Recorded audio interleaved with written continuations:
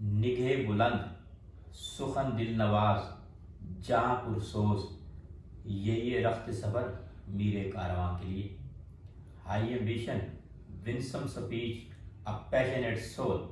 This is all the luggage for a leader of the کارواں. علامہ اقبال یہ کہنا چاہتے ہیں نگہ بلند، بصیرت ہو اس کے پاس، بلند نظر رکھتا ہو، صاحب علم ہو، نگہ بلند، سخن دل نواز. سخن کہتے ہیں گفتگو کو، دل نواز دل کو خوش کرنے والے کو.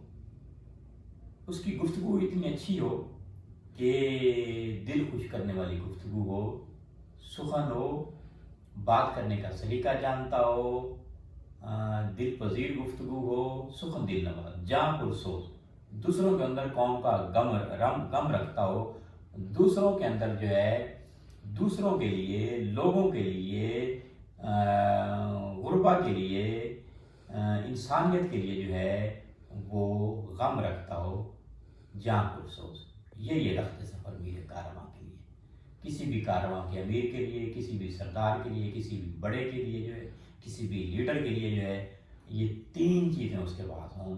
نگہ بلند ہو، اعلیٰ سوچ رکھتا ہو، ہائی ایمبیشن اس کے پاس ہو تو پھر سکسیسفل ہے. نگہ بلند، سخن دل نواز، جاں پرسوز، یہی رخت صبر میر کارواں کے لیے.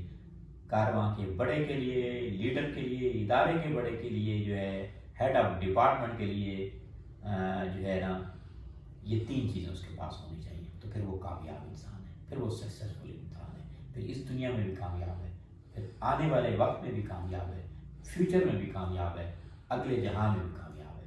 تین چیزیں